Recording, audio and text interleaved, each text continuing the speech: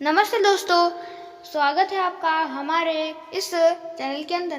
तो दोस्तों, हम इस वीडियो में जानने वाले हैं क्यों है ब्रह्मा जी का पूरे भारत में एक मंदिर। तो दोस्तों, क्यों है पूरे भारत में सिर्फ एक मंदिर। तो दोस्तों, यही रहस्य, यही राज जानने वाले हम इस वीडियो में। बहुत सारे मंदिर होने चाहिए जो कि ब्रह्मा जी इस संसार के रचयिता है, तो उनके कितने मंदिर होने चाहिए, पर भारत में, पूरे भारत में केवल एक मंदिर है।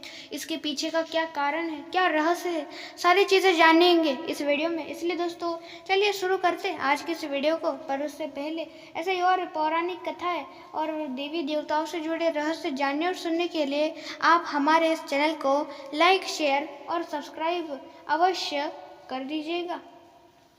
हिंदुओं के 3 प्रधान देव माने जाते हैं, ब्रह्मा, विष्णु और महेश। ब्रह्मा इस संसार के रचनाकार है, विष्णु पालनहार और महेश संहार है। लेकिन हमारे देश में जहाँ विष्णु और महेश के अनगिनत मंदिर है, वही दुख की खुद की पत्नी सावित्री के श्राप के चलते ब्रह्मा जी का पूरे भारत में एक मात्र मंदिर है, जो कि राजस्थान के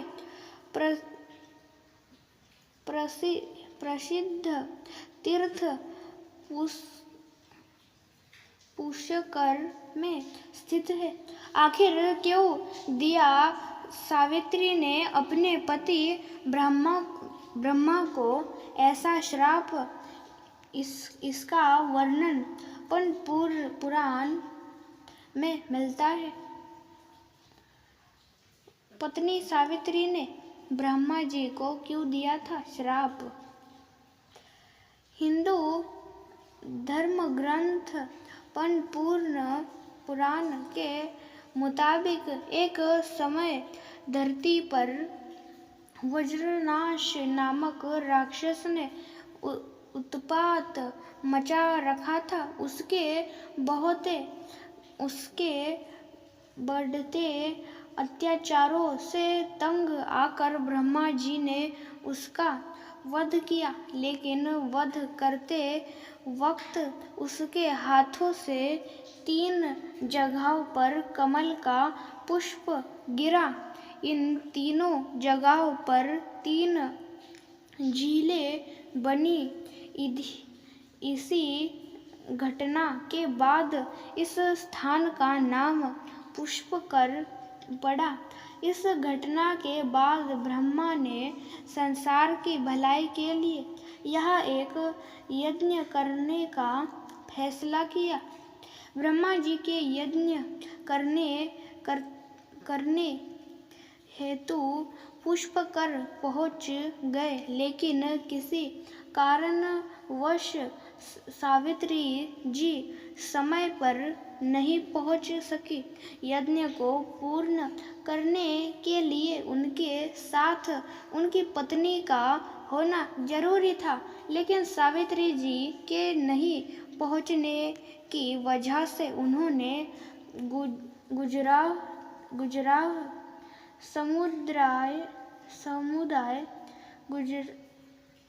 गुजरात समुदाय की एक कन्या गायत्री से विवाह कर इस यज्ञ शुरू किया।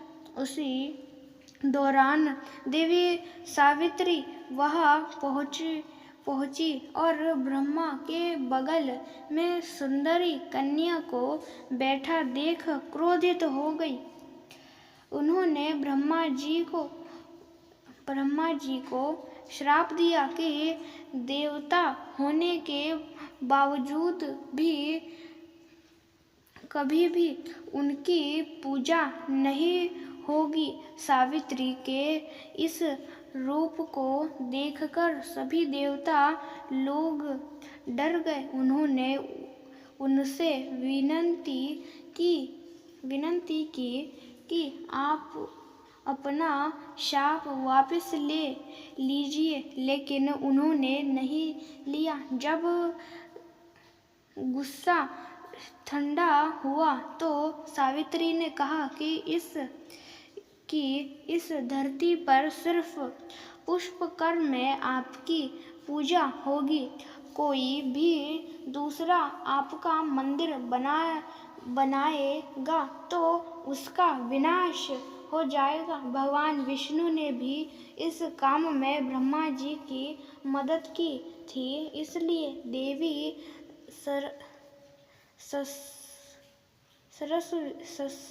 सरस्वती ने विष्णु जी को भी शाप दिया था कि उन्हें पत्नी से विरह का कष्ट सहन करना पड़ेगा। इसी कारण राम भगवान विष्णु का मानव अवतार को जन्म लेने पड़ा और 14 साल के वनवास के दौरान उन्हें पत्नी से अलग रहना पड़ा था। नहीं पता किसने बनवाया था। दोस्तों, ब्रह्मा जी के मंदिर का निर्माण कब हुआ, वह किसने किया, इसका कोई उल्लेख नहीं है, लेकिन ऐसा कहते हैं कि आज से तकरीबन 1200 साल पहले अरववैश्य के एक शासक को एक स्वप्न आया था कि इस जगह पर एक मंदिर है जिसके सही रख रखाव की जरूरत है। जब राजा ने इस मंदिर के पुराने चाढ़े को दोबारा जीवित किया, सावित्री का भी है मंदिर।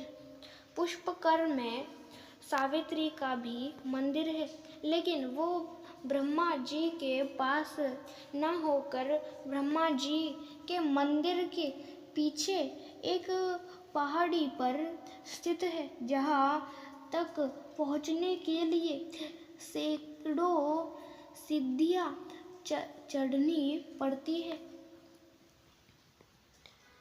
भगवान ब्रह्मा ने पुष्पकर में कार्तिक पूर्णिमा के दिन यज्ञ किया था।